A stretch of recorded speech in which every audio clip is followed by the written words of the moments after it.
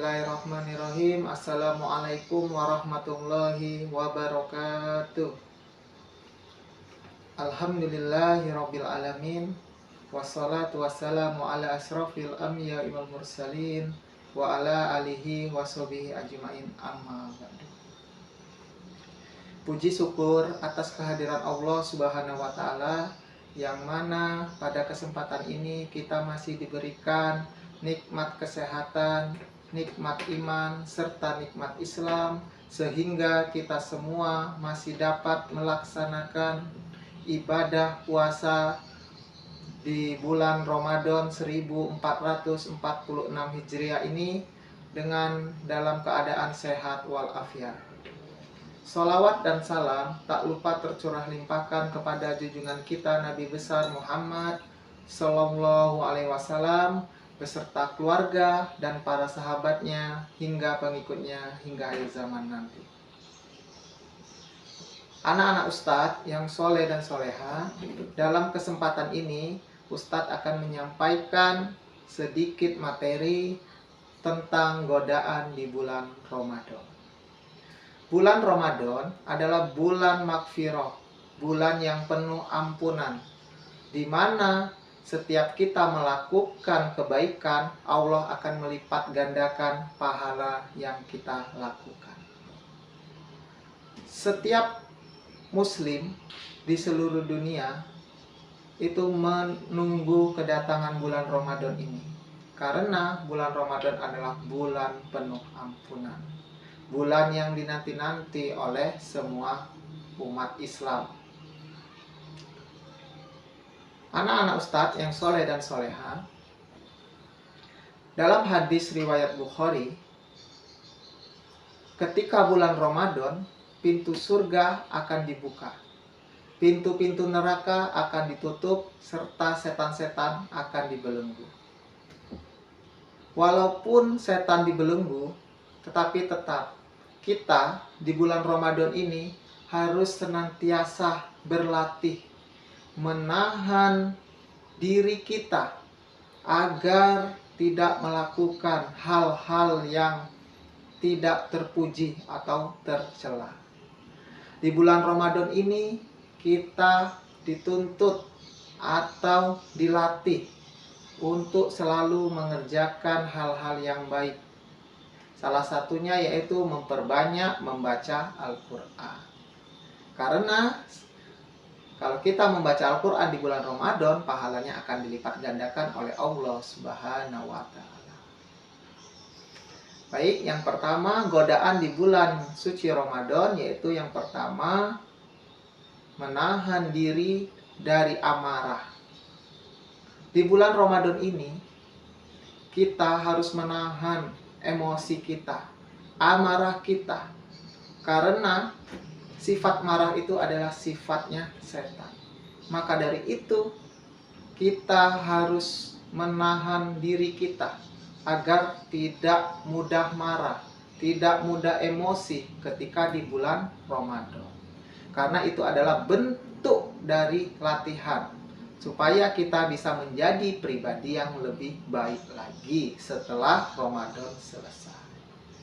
Contoh, anak-anak misalkan kalau di sekolah, kalau diganggu temannya, itu langsung marah, langsung emosi. Nah, tetapi di bulan Ramadan ini kita berlatih. Jika diganggu teman kita, kita tidak boleh marah. Kita harus sabar. Karena apa? Karena Allah bersama dengan orang-orang yang sabar. Yang kedua, yaitu membicarakan orang lain.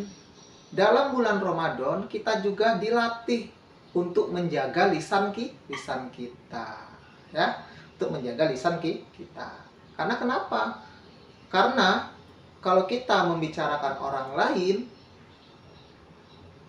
itu akan merusak pahala puasa kita, ya. Maka dari itu anak-anak Ustadz yang soleh dan soleha, di bulan Ramadan ini kita tidak boleh membicarakan orang lain atau menggibahi orang lain ataupun menggibahi ustadz-ustazanya. Itu tidak boleh, karena itu akan merusak pahala kita, ya. Ketika di bulan Ramadan kita takut mau minum. Karena apa? Karena takut batal puasanya. Tapi kita tidak takut pahala kita berkurang. Karena apa? Kita membicarakan orang lain atau membicarakan teman kita. Ya. Jadi Ustaz harap di bulan Ramadan ini anak-anak bisa melatih lisannya, dijaga lisannya untuk berbicara yang baik-baik.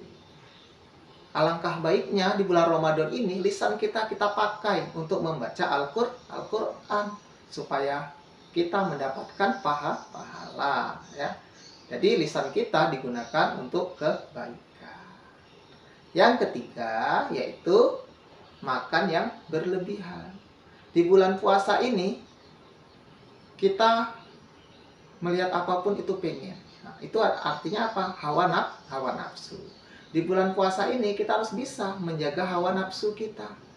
Ya. Jadi jangan sampai kita kalah oleh hawa nafsu. Ketika mau berbuka, melihat apapun kita pengen, ya. Melihat es ini pengen, lihat es yang satunya lagi pengen, ya. Itu namanya nafsu, ya. Dan akhirnya ketika sudah berbuka tidak habis. Akhirnya apa? Mubazir. Karena Allah tidak suka dengan umatnya yang suka mubazir atau membuang-buang makanan. Yang keempat yaitu berbohong.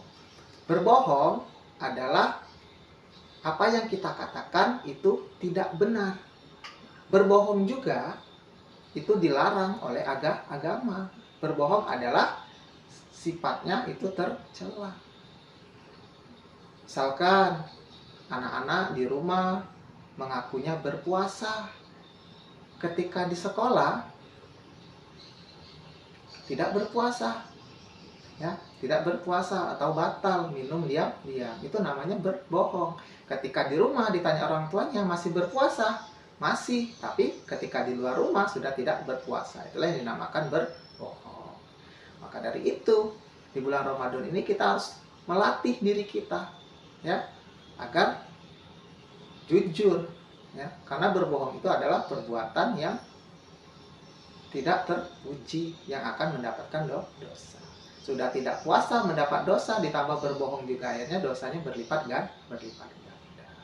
Jadi berbohong itu tidak baik, akan bisa merusak pahala puasa kita.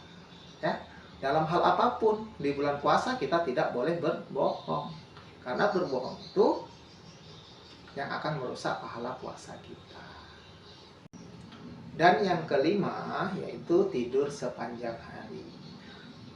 Di bulan Ramadan ini mari kita isi dengan kegiatan-kegiatan yang bermanfaat, ya anak-anak yang soleh dan soleha, seperti kita bertadarus Quran, menghafalkan hafalan kita, murojaah hafalan kita. Nah, di dalam bulan Ramadan tidur itu baik, tapi tidak sepanjang hari. Karena kenapa? Kalau kita tidur sepanjang hari, dari habis subuh sampai mau maghrib kita baru bangun, artinya apa? Puasa kita sia-sia, tidak mendapatkan pahala. Jadi puasa kita hanya mendapatkan lapar dan dahaga. Jadi kita termasuk orang yang merugi, ya, capek-capek puasa, ya, menahan lapar dan haus tidak mendapatkan pahala. Itu rugi sangat besar. Mari anak-anak ustadz yang soleh dan soleha, di bulan Ramadan ini kita latih diri kita untuk melakukan hal-hal yang baik. Jangan kita lakukan hal-hal yang buruk. Karena apa? Di bulan Ramadan ini semua pahala akan dilipat gandakan. Dan semoga amal ibadah puasa kita di tahun ini diterima oleh Allah Subhanahu wa taala. Amin Allahumma amin. Baik, anak-anak ustadz yang soleh dan soleha, mungkin hanya ini materi yang dapat ustadz sampaikan. Semoga bermanfaat untuk ananda semuanya. Apabila ada benarnya itu datangnya dari Allah Subhanahu wa taala, jika ada salahnya itu datangnya dari ustadz sendiri. Ustaz akhiri, wabillahi taufik walhidayah. Wassalamualaikum warahmatullahi wabarakatuh.